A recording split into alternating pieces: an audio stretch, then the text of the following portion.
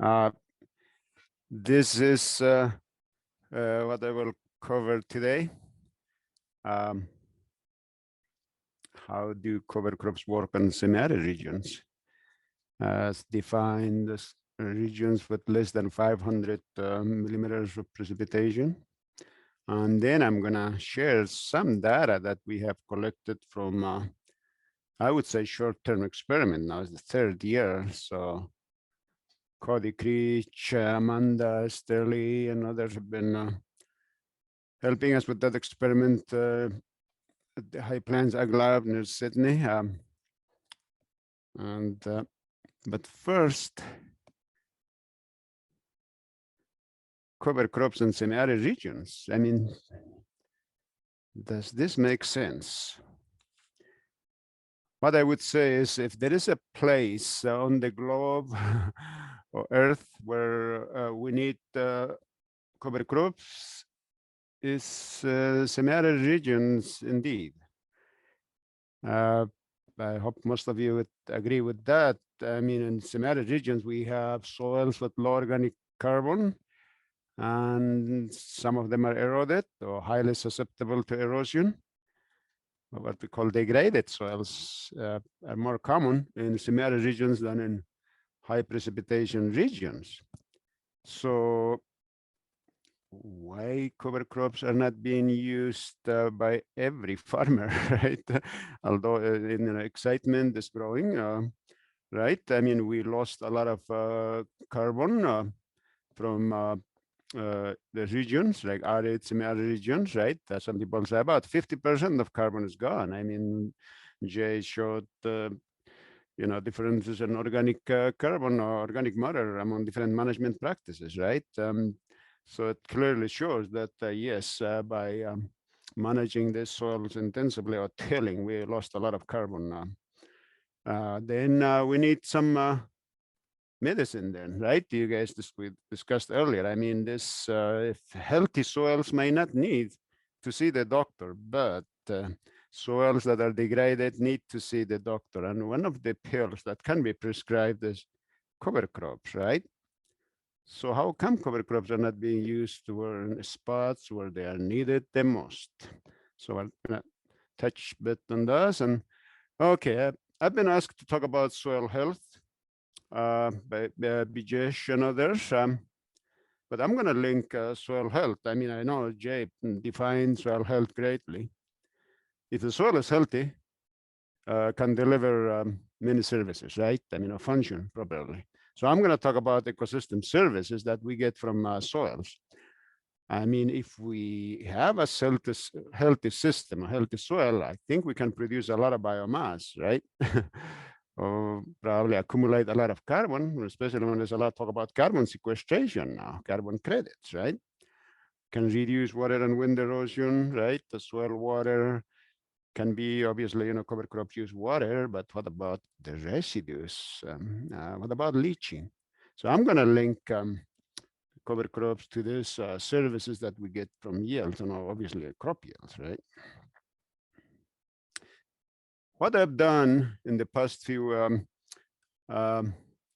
weeks or months is a summary of what we know from research data conducted in semi-arid regions. That includes arid and semi-arid regions are getting less than 500 millimeters of precipitation. Okay, so here we have some soil health indicators of properties.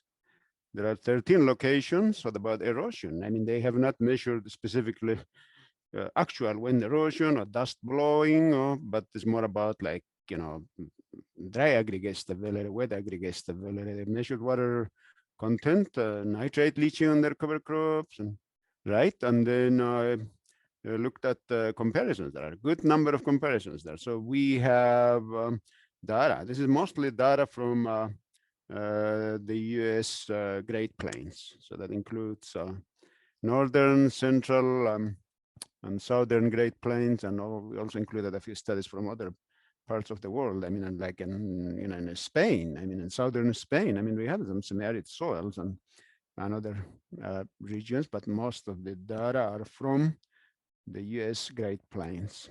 I think we have good number of studies, especially with comparisons. I mean, one study, let's say that they have compared, control against, several cover crop species. So the comparisons will be a large number and within the same study.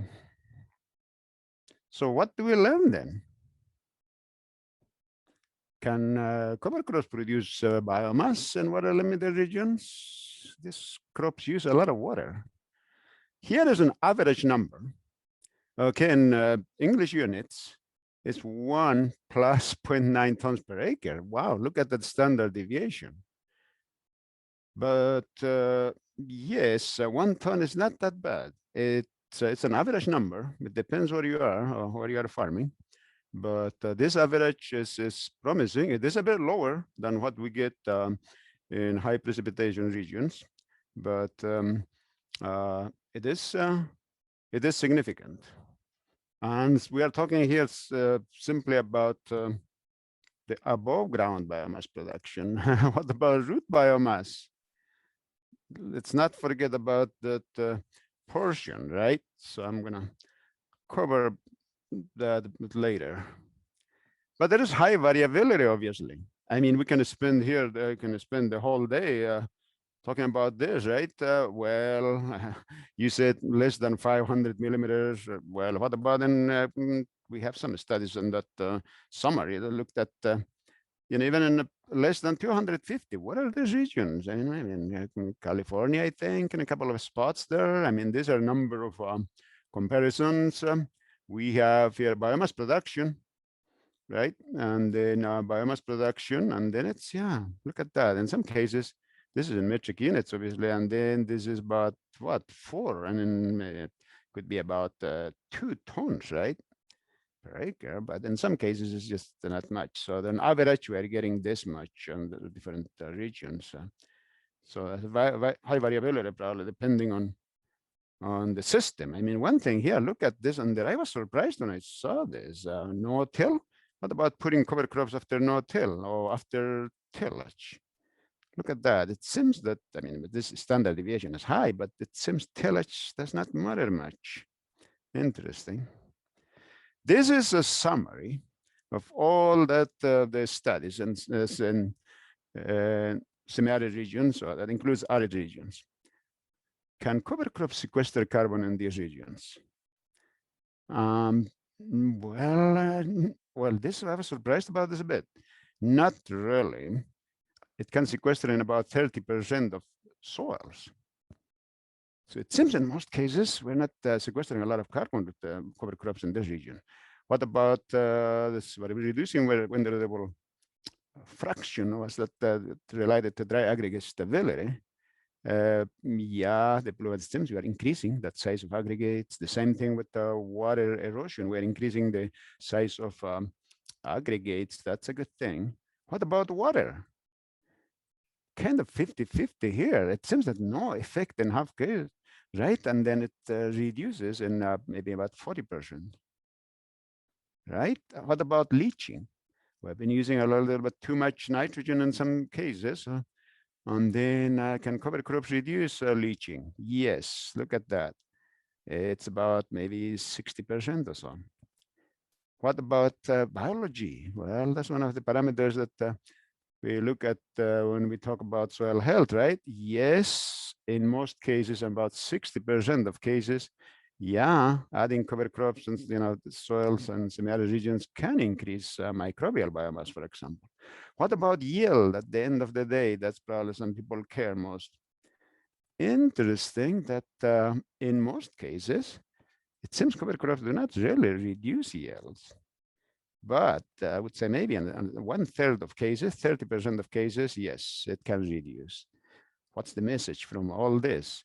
Is that cover crop performance or effect on soil health or ecosystem services is highly context specific. So if a farmer is seeing a lot of benefits on his or her farm, the neighboring farmer might not see that, may not see the benefits. And we can touch about the factors for that divergence a bit later. So how do cover crops, change with climate, soil management, for example?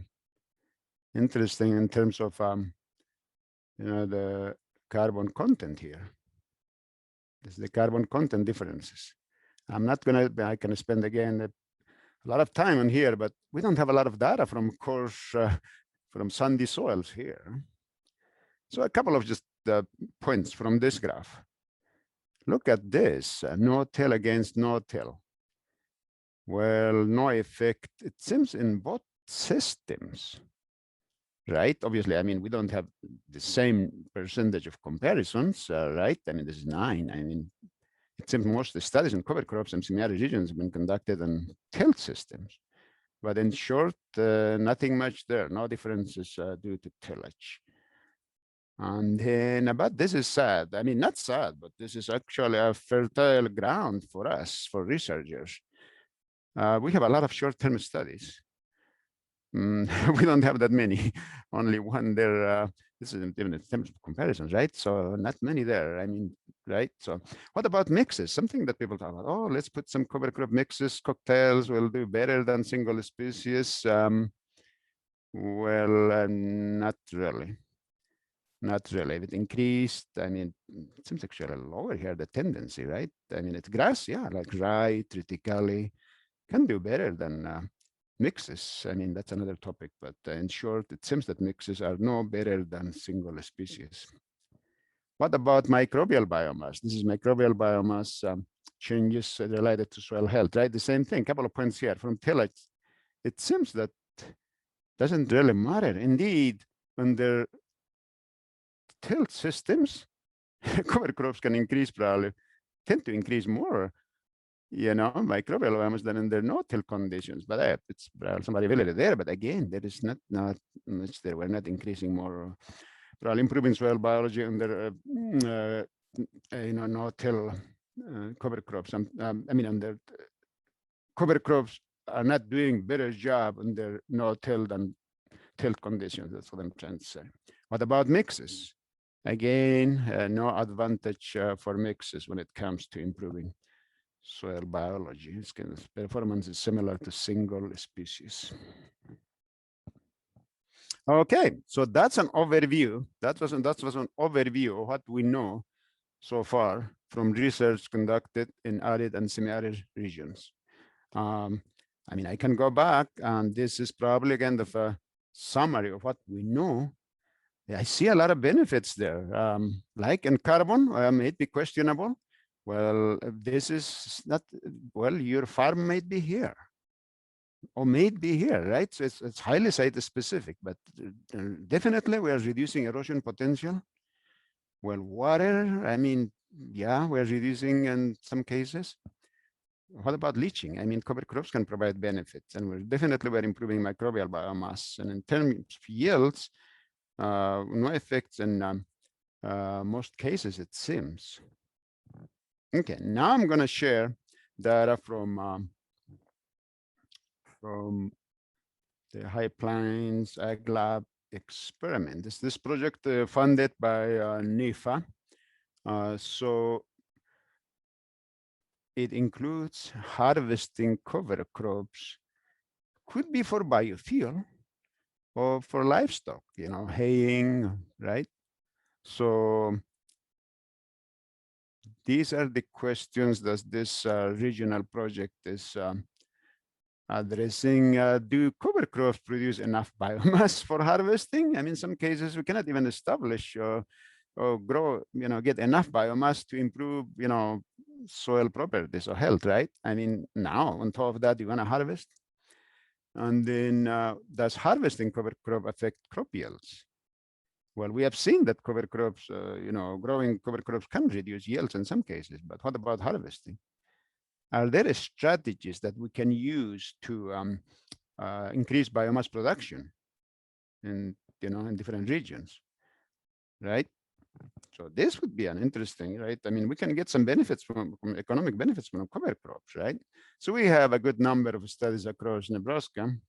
And then I'm going to talk about specifically this one. This is a randomized complete block design have near High Plains Ag Lab, started in July 2007, rain-fed, no-till, winter wheat fallow corn, treatments, no cover crop, triticale cover crop, rye, triticale harvested, rye harvested, replication 6. So this 4 of on 1 year where we harvested cover crops for Cody Creek.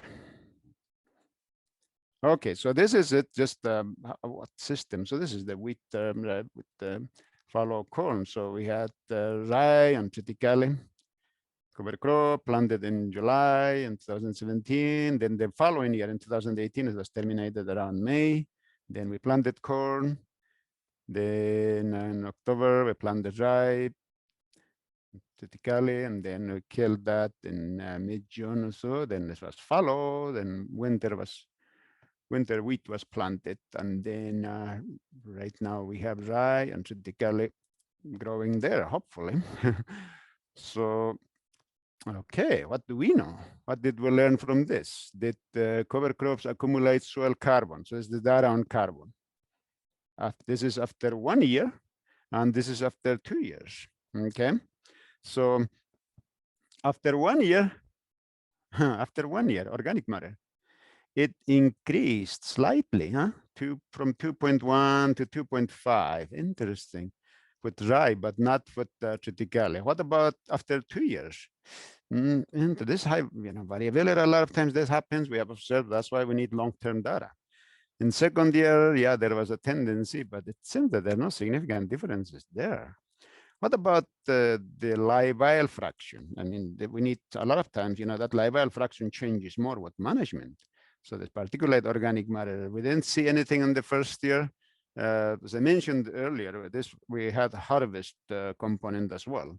Obviously, we didn't impose the harvesting treatments here in 2018 yet, but before sampling, then we imposed after soil sampling. So then, yeah, nothing in terms of particulate organic matter differences. What about after 2 years? We have an increase. We see an increase in what we call POM with rye and then with triticale. But it seems that harvesting kind of tend to reduce that benefit.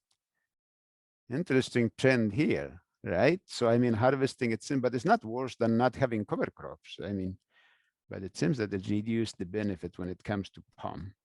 What about soil aggregation?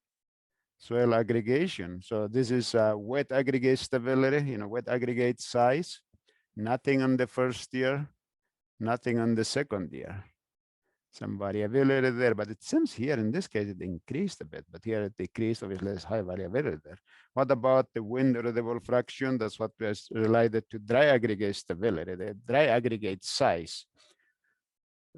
Obviously, the more, the larger this number is, the worse, right? Because this refers to the smaller particles. So here, well, obviously control tends to be high, right? But then when we add cover crops, tend to lower that. That's a good thing. But again, there is no significant difference there, right? But there are some trends. So we're gonna keep monitoring this in the coming years. What about compaction? This is something we don't hear about, especially in semi-arid regions. Oh no, that's not the main, it's not the hot topic probably, but we did measure compaction as well. Bulk density, penetration resistance, those are the parameters, right? Nothing on bulk density in the first year. What about in the second year? Well, there was a decrease there, right? But it seems harvesting tended to increase that. This is an interesting data. I mean, obviously short-term data, but okay, bulk density, yeah, it increased with cover crops, but then harvesting probably due to machine traffic, right? It seems that tended to increase that. What about penetration resistance? Nothing on the first year. In the second year, yeah, again, similar to bulk density, it seems to reduce penetration resistance, right? And both rye and triticale, but harvesting tended to increase the compaction tended to eliminate the benefits of cover crops. It's again machine traffic, right? So important to remember that obviously traffic can cause compaction. What about yields? Tell me about yields. Okay, so here you go. Here is a cover crop biomass production in first year in tons per acre, okay? 0.8, 0.65. In the second year, yeah, depends on the year. Again, look at that, about 0.4 in the second year, not much, right? And what about yields? Corn the first time and then wheat. Some decrease, nothing, non-significant differences.